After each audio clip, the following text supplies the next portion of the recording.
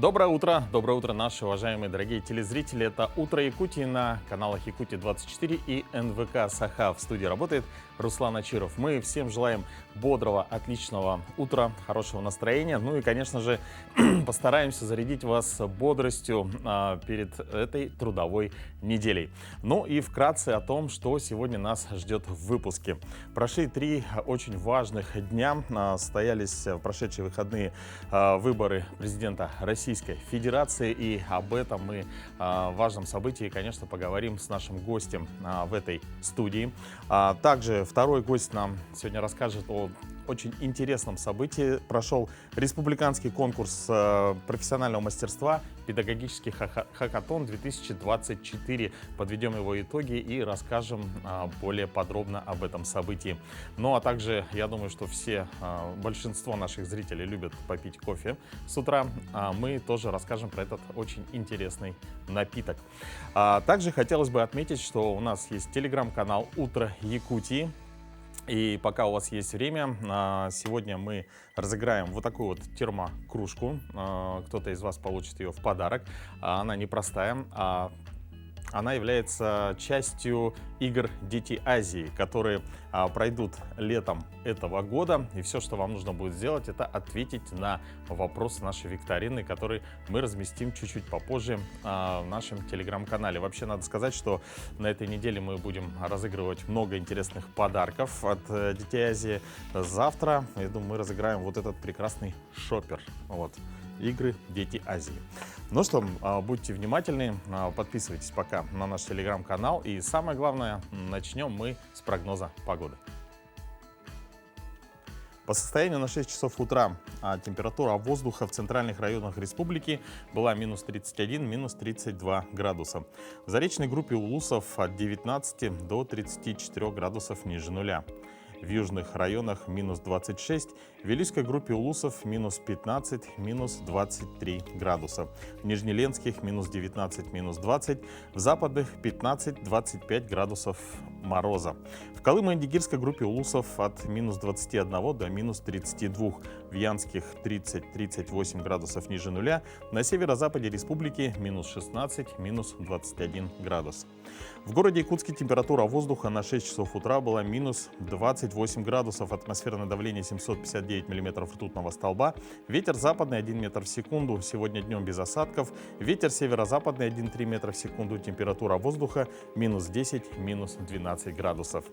Ну, дорогие друзья, сейчас давайте узнаем, какие даты и события связаны с сегодняшним днем.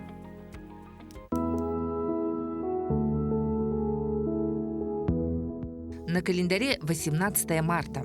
Сегодня день воссоединения Крыма с Россией. Начало Великого Поста. По народному календарю Конан Огородник. В день Конана на Руси было принято замачивать семена овощей для последующей высадки. С этого дня утренники, весенние морозы, что случается до восхода солнца, становились все легче. По народному поверью, после Конана их всегда бывает 40. Этот день в истории. В 1661 году, 18 марта, в Париже начала действовать первая служба общественного транспорта. В 1871 году в этот день во Франции провозглашена Парижская коммуна. В 1931 году началось производство первых электрических бритв. А в 1965 году в этот день совершен первый в истории выход человека в открытый космос. В этот день родились Мари Мадлен де Лафайет, французская писательница; Николай Римский-Корсаков, русский композитор, педагог, дирижер, общественный деятель; Рудольф Дизель, немецкий инженер, изобретатель, создатель дизельного двигателя; Николай Бердяев, русский религиозный философ, публицист; Борис Грачевский, советский российский кинорежиссер и сценарист. Также в этот день увидел свет Алексей Ягудин, российский фигурист, олимпийский чемпион, заслуженный мастер спорта России.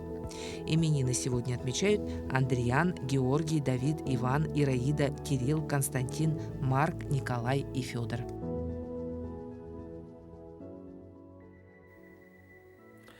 Ну а сейчас, дорогие друзья, давайте узнаем, какие актуальные новости к этому часу. Я слово передаю моему коллеге Петру Васильеву.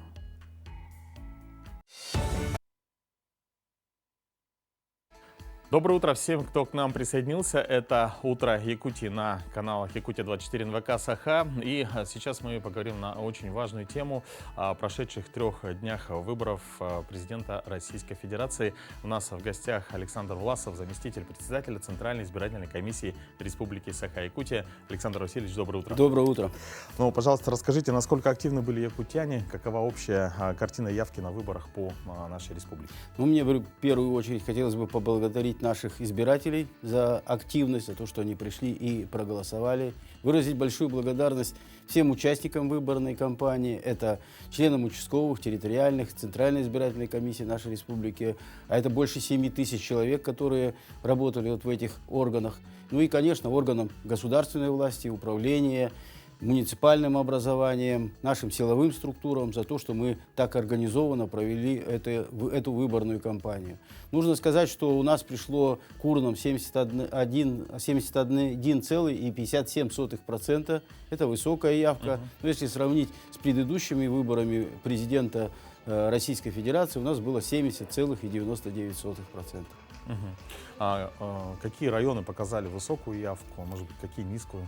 Ну, на протяжении всей выборной кампании, вот этих 3 дней голосования, нужно сказать о том, что у нас отличались Оленевский и Анабарский район, которые преодолели 90% цифру. Ну, также Татинский, Горный, Верхневилюйский районы, которые преодолели 80% барьер. Но нужно сказать о том, что у нас как никогда высокая явка была и в наших городах. Это в Мирном больше 76,5%, в Ленске больше 75%, почти 76%.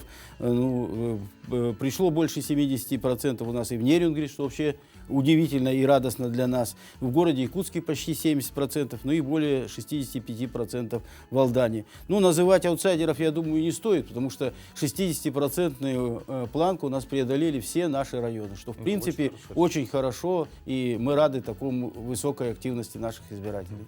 А каковы предварительные результаты выборов? Ну, нужно сказать о том, что уверенную победу на территории Республики Саха-Якутия одержал Владимир Владимирович Путин. Это почти что 78%, это высокий процент, который 87,8%. 87,8%. Ну, остальные его соперники набрали значительно меньше. Даванков набрал 4,7, Харитонов 4,3, ну и, значит, Слуцкий набрал почти что 1,8%. То есть уверенная победа действующего президента Российской Федерации. Ну, Якутия известна своими труднодоступными территориями. Да. Вот как прошло досрочное голосование в таких территориях? Ну, опять же, может быть, я сильно хвалюсь, но у нас в 1,5 раза больше приняло участие в досрочном голосовании, чем вот на выборах, которые были осенью. Почти больше, чем 12,5 тысяч наших избирателей проголосовали досрочно. Это 2%. И здесь удивительно, что, значит, у нас были места там, где голосовало по 1 человеку, ну, допустим, вот в Горном районе, в Безанарии наших голосовало 2 Горном и, значит, в Хангаласском районе всего по 3 человека. Вы видите, какую большую работу проводили наши люди. А у нас было всего, значит, 76 выездных точек, где 26 районов были задействованы в этом. Маршрутов у нас было больше 374 маршрута, из них 270 маршрутов это наземных и 104 маршрута авиационных. Ну, вот, если о дальности этих маршрутах сказать, то, допустим, в Алекминском районе мы в оленеводческие стада номер 1 и 2 летали 1400 километров. Видите, какой большой объем, какой большой маршрут ради наших избирателей. Да, действительно. А вот если говорить об особенностях, да, проведения организации выборов в Якутии, вот, были ли сделаны какие-то новшества? Ну, особенности, они распространяются не только на нас, они распространяются на все выборы. Выборы были федеральными. Ну, первый раз мы проводили выборы 3 дня, именно президента Российской Федерации. Это очень важный момент, что позволило повысить активность. Мы, правда, не участвовали, но в Российской Федерации было проведено дистанционное электронное голосование в 28 субъектах Российской Федерации. Но вместе с тем у нас была очень высокая активность при голосовании по месту нахождения. То есть те люди, которые живут в одном месте или находятся в командировке по каким-то причинам, или вообще выехали за пределы своего основного места жительства и регистрации, они на этот раз имели право и возможность проголосовать по месту своего нахождения. Вот если просто сравнить, то на выборах президента предыдущих у нас было 52 тысячи, сейчас больше 74 тысяч человек наших приняло участие в этом большом деле. Ну и нужно сказать о наблюдателях. Сейчас у нас первую роль при наблюдении играла общественная палата. У нас всего больше 2600 наблюдателей было, и больше половины из них это как раз представители общественной палаты. Ну и остальные это те, кто являются представителями или выдвинутых кандидатов, или политических партий. Ну, совершенное новшество, хотя раньше наши товарищи обходили избирателей, но сегодня это было официально облечено в информационный УИК, где приняло участие значит, практически 70% нашего населения. Ну и не было жалоб. Мгм. А когда будут объявлены окончательные итоги выборов? Ну, окончательные итоги по Республике Саха-Якутия мы объявим, скорее всего, сегодня. Уже назначено заседание на 17:00, и мы проведем, ну и вот те итоги, которые я назвал, они уже будут подтверждены, ну, может быть, какой-то небольшой плюс-минус будет. Ну, а в Российской Федерации итоги будут подведены до 28 марта, ну, это зависит, опять же, от внесения каждым из субъектов своих итогов, ну и от того, какие-то, если будут жалобы или обращения, значит, будут подведены итоги. Но крайняя цифра подведения итогов и избрания президента Российской Федерации – это 28 марта. Александр Васильевич, мы благодарим вас за то, что вы сегодня с очень актуальной информацией посетили наш утренний эфир. Спасибо большое. Спасибо. Спасибо. Ну а на улице становится все теплее, но март месяц обманчивый. Дневная оттепель сменяется ночными заморозками, и особенно утром на улицах сильный гололед. Дорожно-транспортные происшествия в это время, к сожалению, учащаются, и от них никто не застрахован. Что делать, если попали в ДТП? Какие действия предпринять, советует наш юрист. В подобных случаях первостепенным, конечно, является принятие мер по скорейшему выздоровлению и реабилитации пострадавшего. Кроме того, законом предусмотрено право на получение компенсации материального и морального вреда. Материальный вред состоит из затрат на лечение, покупку лекарств, медицинского оборудования и реабилитации, если таковая была. В счет материального вреда также может быть положена сумма восстановительного ремонта транспортного средства потерпевшего. Размер морального вреда устанавливается самим пострадавшим и зависит от степени причиненных ему морально-нравственных переживаний. И, как правило, напрямую зависит от степени вреда здоровью, который бывает легким, средним или тяжким. Причинение тяжкого вреда здоровью может стать причиной возбуждения уголовного дела в отношении водителя-виновника. В любом случае, в целях возмещения материального и компенсации морального вреда пострадавшее лицо обладает правом на обращение в страховую организацию водителя-виновника, либо правом на обращение с иском напрямую к водителю в случае отсутствия у него страхового полиса. При этом следует отметить, что, согласно действующему законодательству, транспортное средство является источником повышенной опасности, а потому к ответу может быть призван не только водитель, но и собственник автомобиля, который будет нести солидарную ответственность, если не докажет, что водитель-виновник завладел транспортным средством вопреки его воле или иным неправомерным путем.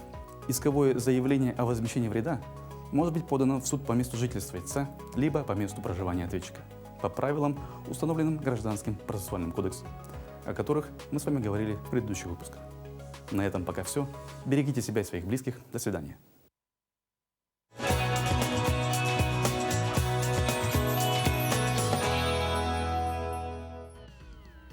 А у нас для вас приятные новости. С этого дня «Утро Якутии» дарит подарки. Все мы знаем, что с 25 июня по 7 июля этого года состоится масштабное событие. 8-е международные спортивные игры «Дети Азии». Пройдут они на своей исторической родине, в городе Якутске.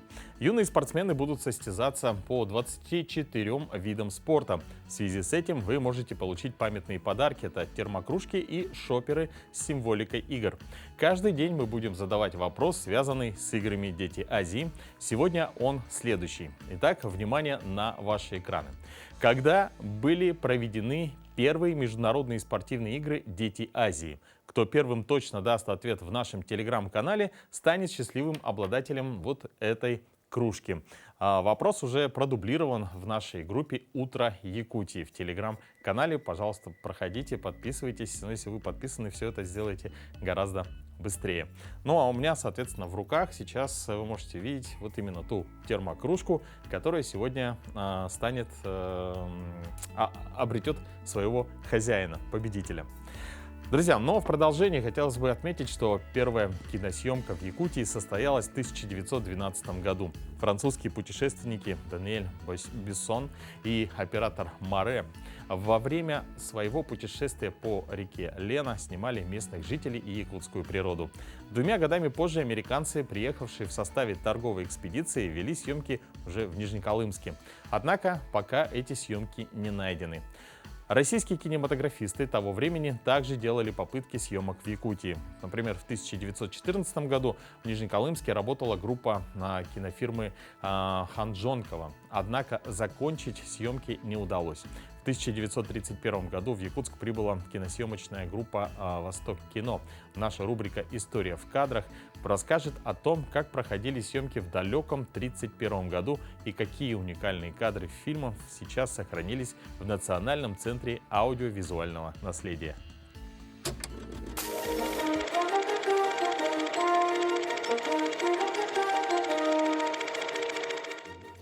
Здравствуйте!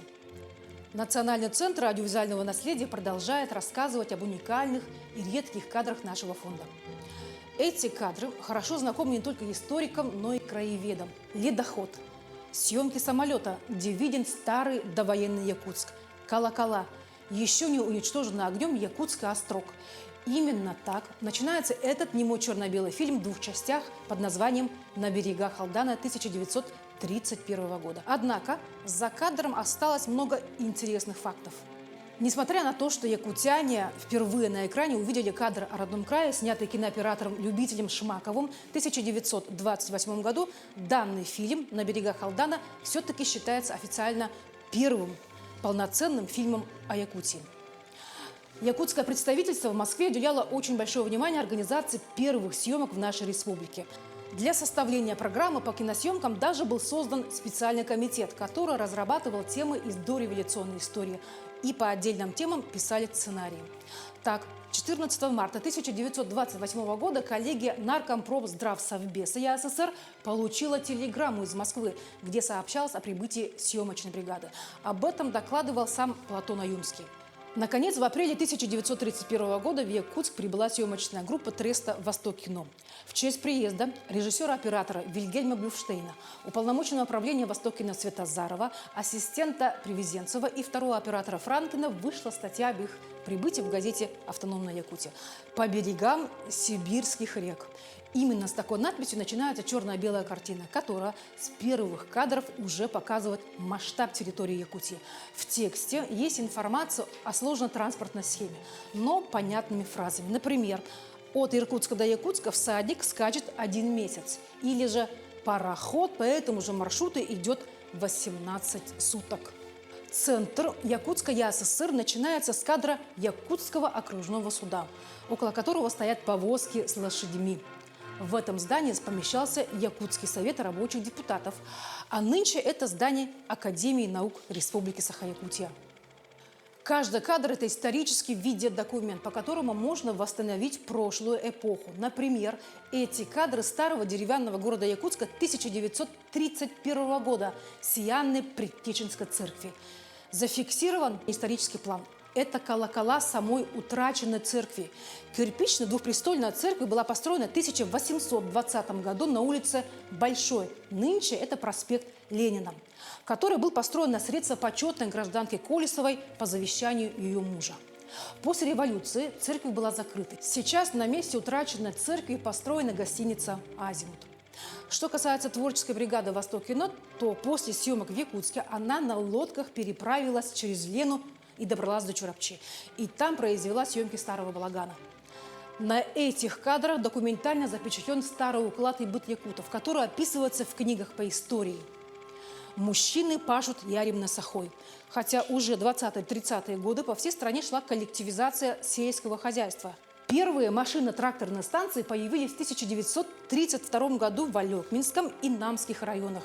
В объективе телекамеры оказался каждодневно трудный, рутинный труд якутской женщины. Вот она идет с национальной утварью «Ырия» за водой. А здесь операторы особенно детально отсняли процесс по обустройству жилища. Далее съемки переместились внутрь балагана, где на кадрах запечатлены остальные члены семьи. Можно предположить, что родители работают в поле, а их взрослые дети остались одни. В кадре одна из дочерей взбивает сливки в кюрчах. В балагане сидит старец, который, видимо, приглядывает за малышом, пока мама занимается хозяйством. А малыш родился недавно, о чем свидетельствует повязка на пупке. В старину таким образом родители придавливали грыжу и надевали повязку, защищая малыша от заражения. Также можно заметить на этом кадре, что поверх люльки имеется защитная сетка от насекомых. Значит, съемки велись уже в мае или же все-таки в летнее время, в июне. К сожалению, описания съемок этих видеодокументов не сохранились. Но можно предположить, что эту семью съемочная группа снимала в Чурапчинском, а возможно и в Татинском районах. Особо место фильма занимают съемки уроков в школе, что свидетельствует о постепенном развитии образования в Якутии. По данным этого фильма, на 1930-е годы около 40 тысяч якутян обучались в школах, в техникумах и вузах. Съемочный процесс о жизни Якутии занял почти месяц. За это время кинокомпания «Восток Кино» побывала еще в Алданском районе, о чем свидетельствуют эти кадры золотых приисков Южной Якутии. Тяжелый ручной труд старателей, работа драги, создание рабочих поселков. Операторы отсняли весь процесс, начиная от поиска золота и отправки алмазов в Госбанк. Сейчас этим кадрам нет цены. Съемочная группа «Восток Кино» проделала большую работу по созданию этого фильма. Кинематографисты в Якутск не вернулись. До железной дороги они добрались на машинах, построившейся тогда Амуро-Якутской магистрали. К сожалению, задуманный фильм «Якутия» на экраны так и не вышел. Однако, как полагают эксперты, готовый материал был использован в Союз-киножурнале по отдельным темам. Из всего снятого видеоматериала был и смонтирован этот документальный фильм «На берегах Алдана». Первыми зрителями этого фильма стали якутские студенты, которые увидели эти кадры в Москве в 1932 году. А позже ее уже показали в Якутске накануне 17-й годовщины Октябрьской революции. Это была рубрика «История в кадрах». Изучайте историю вместе с нами. Это интересно. Спасибо, Ирина. Действительно, очень интересные кадры, как всегда, Национального центра аудиовизуального наследия республики. Ну а мы продолжаем. Я думаю, что сейчас многие из вас готовятся не только к понедельнику, но и в целом к рабочей неделе. И наши многие телезрители в том числе прислушиваются к звездам. Что звезды нам говорят на этой неделе, давайте увидим прямо сейчас.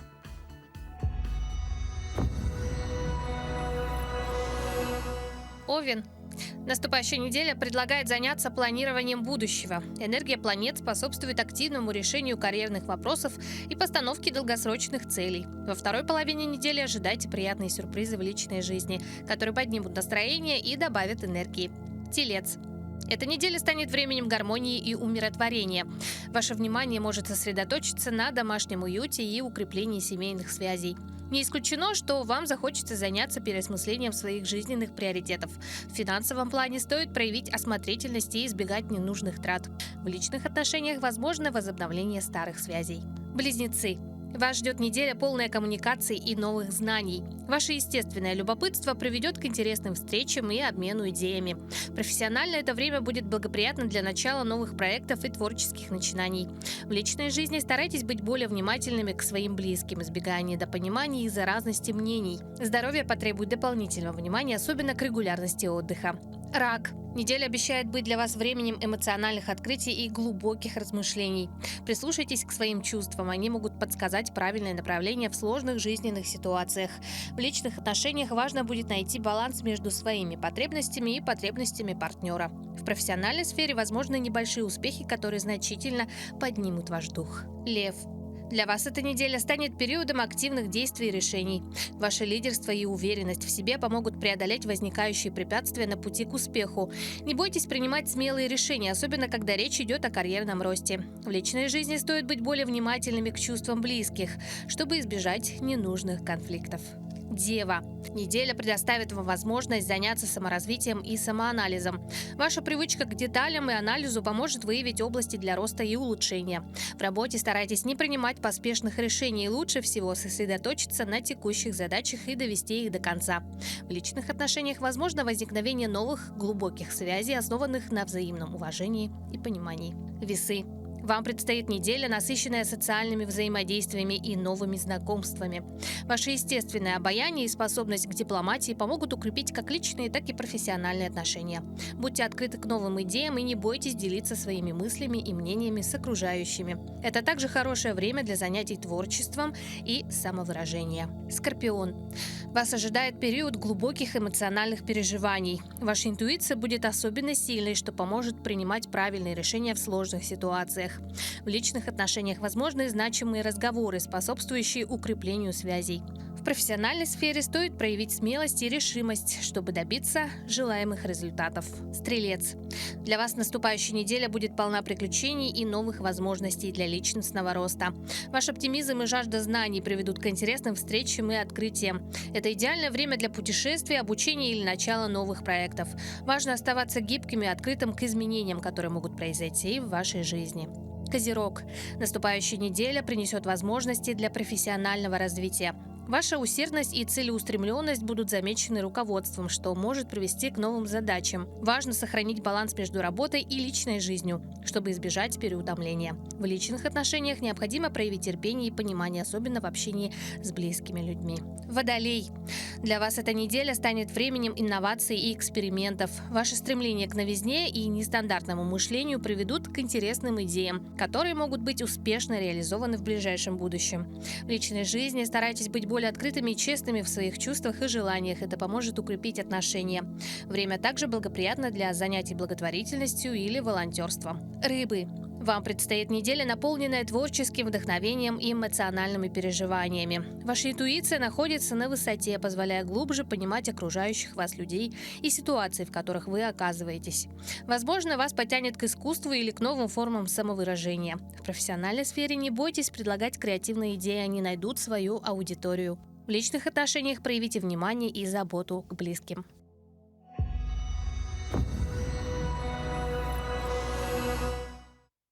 Но с 13 по 15 марта прошли невероятно интенсивные и продуктивные дни республиканского конкурса профессионального мастерства «Педагогический хакатон-2024», полные творчества и совместной работы, где определились лидеры цифровизации образования республики. Четвертый педагогический хакатон для команд школьных, районных клубов, объединений, ассоциаций, союзов, педагогов направлен на обеспечение инновационного развития и повышение качества районных систем образования через содействие коллективному обучающему диалогу лидеров IT-сферы и практиков системы образования, развитие и укрепление профессиональных связей. И у нас сегодня в студии победители 4-го республиканского педагогического хакатона. Это менеджер команды Низара IT-куба Мирослав Матвеев и также обладатель 2-го места, капитан команды школы 39 Айтал Плотников. Доброе утро. Доброе утро. Доброе утро. Ну, во-первых, примите наши поздравления и поделитесь вашими впечатлениями. Спасибо. Ну, педагогический хакатон, конечно же, направлен для того, чтобы школьные команды, дошкольные именно развивали свои IT-направления. Ну, конечно, мы рады участвовать в таком мероприятии, в таком конкурсе, потому что она дает возможности для развития, для прокачивания своих IT-навыков, потому что мы напрямую являемся акселераторами этого движения, чтобы наши дети могли уже в будущем связать свою профессию с IT-направлением. А с какими проектами вы выступили и по каким направлениям? Ну, мы команда Низара, представляем IT-клуб города Якутска. Наш проект называется «Виртуальный наставник». То есть это VR-симулятор для молодых и будущих педагогов. То есть в будущем, когда мы реализуем, как это все будет вообще происходить, надевается виртуальный шлем, и на этом уже это ваша программа, да? Будущие педагоги уже начинают осваивать какая-то роль учителя. Да, то есть Как они, себя чувствовать в классе, Мгм. например, да? они внедряются в виртуальный класс, Мгм. Мгм. где происходят различные педагогические ситуации. Мгм. И вот нужно решить данную проблему. Мгм. Допустим, педагогическая ситуация происходит, и уже варианты выбора идут. И исходя из варианта выбора идут какие-то последствия. Мгм. Айтал, что насчет вашего проекта? Ну, у нас есть, мы сделали цифровой портфолио учителя, да, не просто как копилка, а именно вот с применением IT-технологий, например, то есть, ну, давайте вот ситуацию, да, представим. Ваш ученик, например, занял какое-то место в каком-то мероприятии. Мы что делаем? Для того, чтобы проходить аттестацию в будущем, мы должны сделать копию, скан этого диплома, сертификата, например, да, а мы сделали более такое удобное решение. Мы достаем только телефон, сканируем на месте, и все. У нас сразу идет как бы накапливание. Также у нас есть функция по, как сказать, по анализу прогресса учителя, например, в каких отраслях, в каких разделах у меня есть успехи, в каких разделах мне надо прибавить. То есть у нас в рамках этого приложения имеется автоматический анализ с визуальной демонстрацией прогресса педагога. Также вот это очень удобно тем, что мы, учителя, периодически проходим аттестацию на высшую категорию, на первую. Конечно, вот это приложение очень им поможет. Мгм. Мгм. И в целом, наверное, можно сделать как мини-соревнование, да? То есть Да. все Да. учителя республики, например. Да, вот это, например, мы тоже продумали, чтобы в будущем у нас было рейтингование, рейтинг лучших учителей в рамках этого приложения. У нас, например, каждое достижение, она подразделяется на уровне. Международное, российское, республиканское. Конечно, там идет разбаловка баллов. Мгм. То есть они накапливают баллы, и, конечно же, мы, как разработчики, можем их, например, в будущем их уже отслеживать. Мгм. Ну, вы являетесь представителями своих команд, Мгм. это Низара и Школа 39.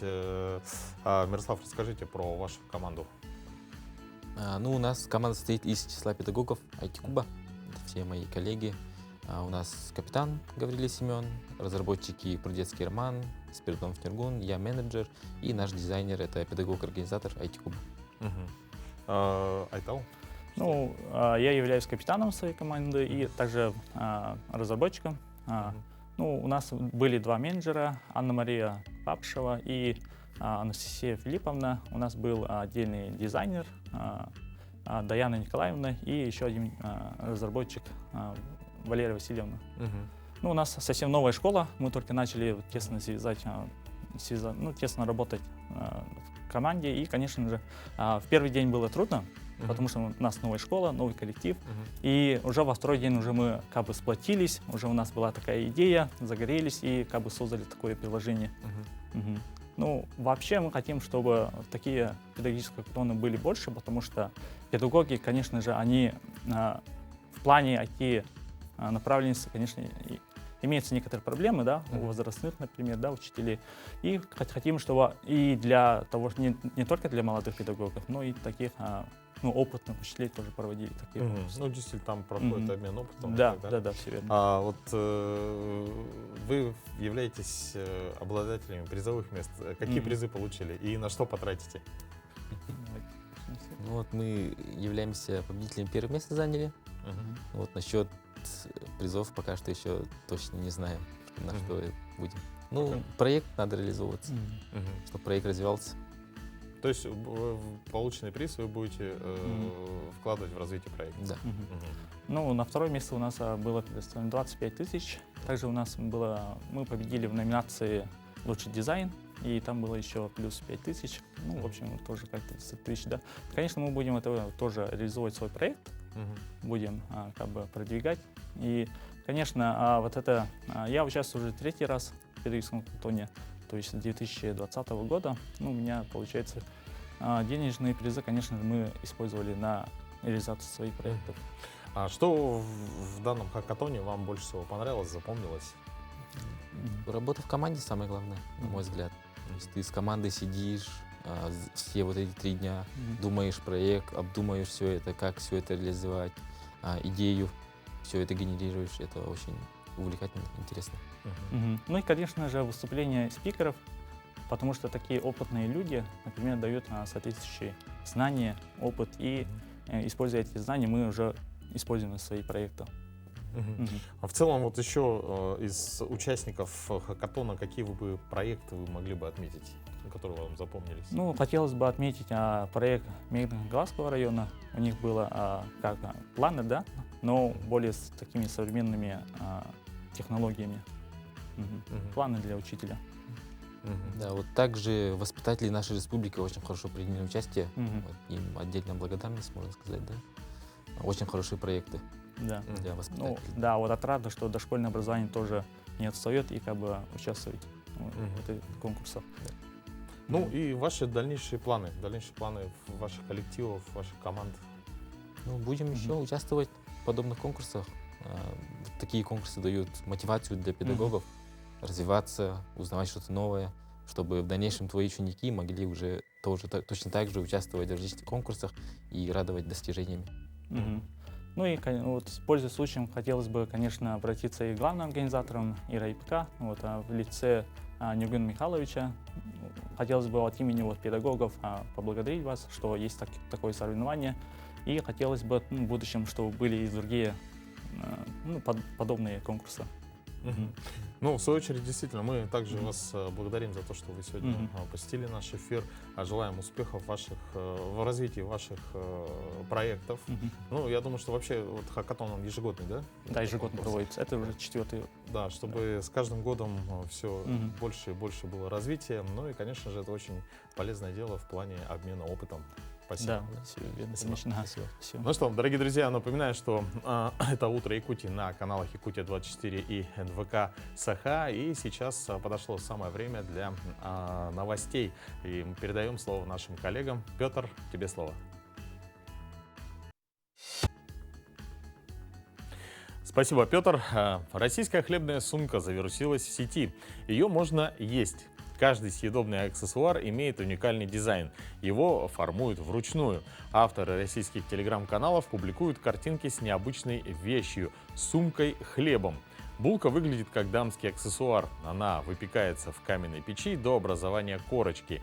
Хоть ее и называют сумкой, хранить в ней вещи не получится. Карманов внутри нет, только мякиш. Такую съедобную сумку делают из теста и выпекают в печи на каменных плитах, благодаря чему образуется хрустящая корочка, а мякиш пропекается равномерно, описывают вещь создатели. Форму каждого экземпляра формируют вручную, поэтому сумки могут незначительно отличаться друг от друга. В качестве украшения используют смесь кунжута и белого льна. Одна хлебная сумка весит 400 грамм, а стоит такое чудо 249 рублей. Так, ну, что насчет сумки, конечно, очень интересно. Ну, на самом деле, по-моему, особо от хлеба не отличается. Но и я думаю, что такую большую булочку с кофе не попьешь. Ну, а, соответственно, у нас, дорогие друзья, сейчас речь будет о кофе. И хотелось бы отметить, что есть такое государство в мире, где в некоторых компаниях даже официально закреплено право на 2 10-минутных перерыва во время работы, чтобы выпить кофе. Но я думаю, что многие могут подумать, что это Бразилия, но эта страна называется Финляндия, как бы это странно ни звучало. И на одного финна в год приходится по 12 килограмм кофе. Это получается 1 килограмм в месяц. И это в 4 раза больше, чем пьют россияне. Ну что, действительно, кофе-напиток очень популярный, и многие из наших телезрителей начинают свое утро с чашечки кофе. Я думаю, вам будет очень интересно послушать нашего следующего гостя. Доброе утро!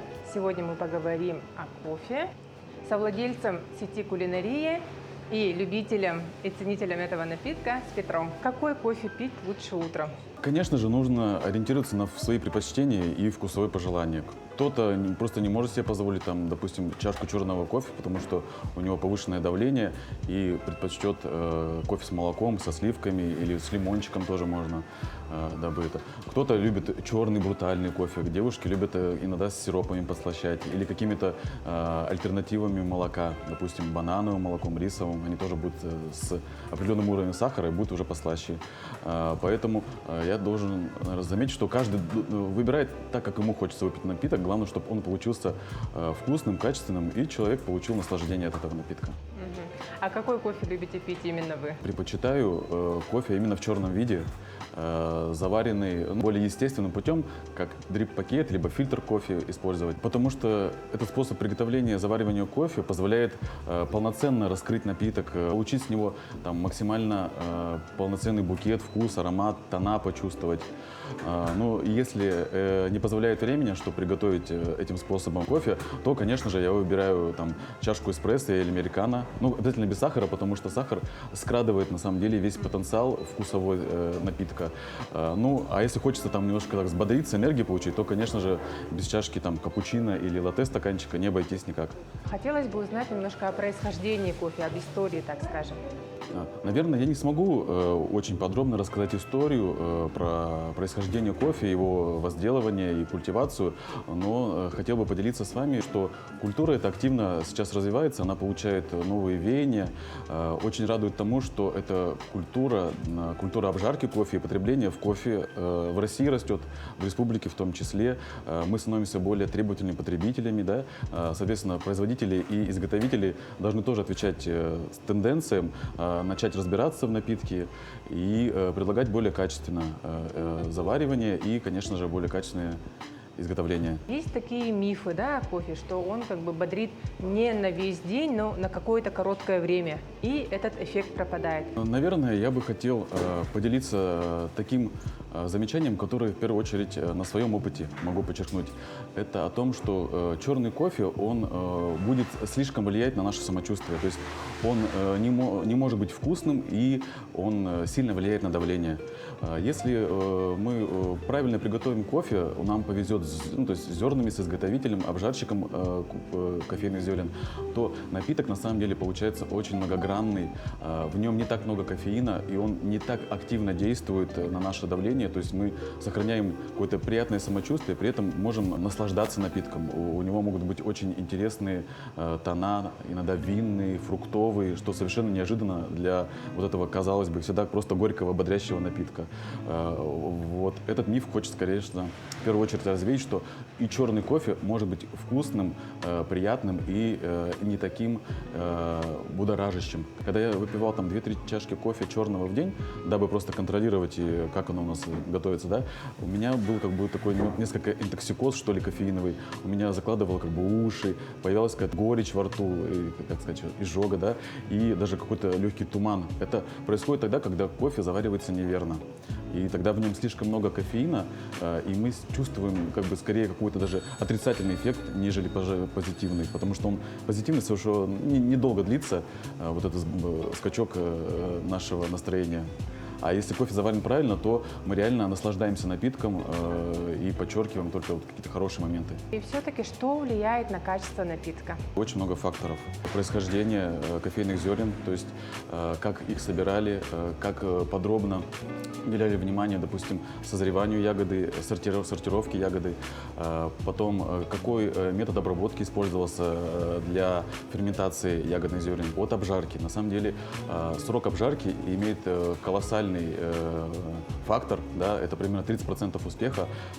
Кофе после того момента, как оно обжарено, максимально имеет вкус в течение 2-3 месяцев. Далее вкус и насыщенность эфирные масла испаряются просто из кофейного зерна, и оно теряет свои вкусовые качества. Качество нашей воды, она тоже должна иметь определенную минеральность, чтобы минералов не было слишком много и слишком мало, потому что будет экстракция, то есть вываривание кофейных масел, минеральных веществ будет неполноценно производиться.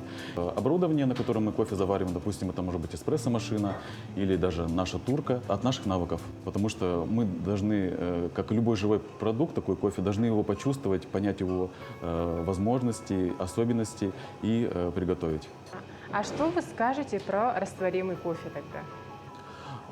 Ну, растворимый кофе – это продукт, скорее всего, глобализации, индустриализации нашего общества, чтобы мы могли в каком-то оперативном формате быстро получить бодрящий напиток. Не скажу, что он, допустим, может быть вреден. Там наверняка нет ничего вредного, имеет очень-очень усредненное качество и не позволяет раскрыть потенциал такого продукта, такого даже явления, я бы сказал, культуры, как кофе.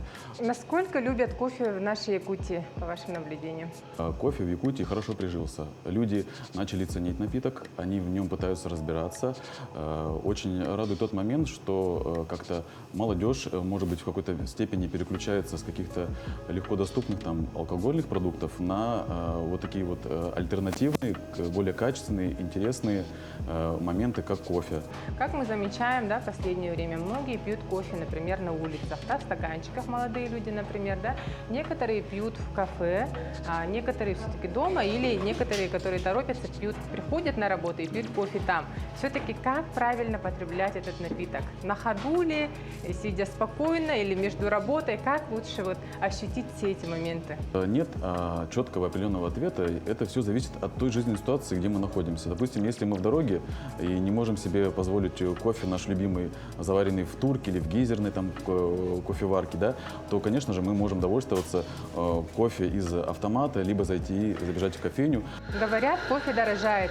Будет ли дефицит или это будет элитным напитком? Я думаю, что, конечно же, кофе в любом формате останется доступным для большинства населения, потому что тогда не будет рынка, кому его, может быть, продавать.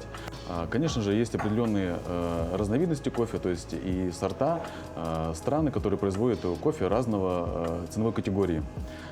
На него, на цену кофе, конечно же, влияет очень много факторов, там и какая урожайность была в этом году, и стоимость перевозок, курсы валют. Скачки какие-то дает, но они, как обычно, эта тенденция недолговременная, там месяц-два длятся, потом все равно цена нормализуется, и, как правило, даже продавец, окончательные там кофейни, они не удорожают стоимость напитка, чтобы формат все-таки оставался более доступным для населения. Почему вы считаете, что популяризация кофе важна? Для любого человека, конечно же, будет приятным суметь немножко отвлечься от сложности дня, позволить себе чашку хорошего приготовленного кофе, да, чтобы каким-то моментом насладиться, маленько развеять свои мысли.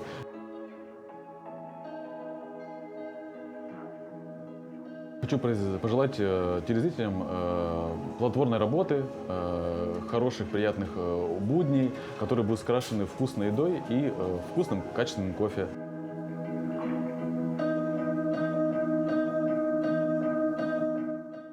Мы, конечно, присоединяемся к пожеланиям, потому что действительно хорошее утро начинается с чашечки хорошего кофе, поэтому заваривайте. Ну и, конечно же, готовьтесь к трудовой неделе. Ну а мы сейчас готовы подвести итоги нашей викторины, связанной с играми «Дети Азии». Вопрос звучал следующим образом. Когда были проведены первые международные спортивные игры «Дети Азии»?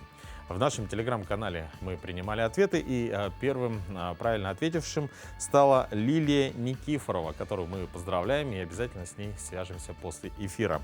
Она выигрывает наш приз, подарок, вот такой вот подарок от игр «Дети Азии». Это брендированная термокружка, очень-очень хороший, полезный предмет. Ну а правильный ответ у нас звучит следующим образом. Первые международные спортивные игры «Дети Азии» были проведены с 9 по 16 августа 1996 года в городе Якутске. Вот это был правильный ответ. Как говорится, достаточно простой ответ, но он вам позволил, соответственно, нашей подписчице получить вот такой вот подарок. Завтра, будьте внимательны, мы разыграем вот такой вот шопер. Шопер тоже «Дети Азии», очень удобный, не только с ручками, но и с лямкой, поэтому следите и подписывайтесь на наш телеграм-канал. Ну а мы желаем вам отличного настроения, бодрого начала утра и увидимся с вами завтра в это же время на каналах Якутия 24 и НВК Саха.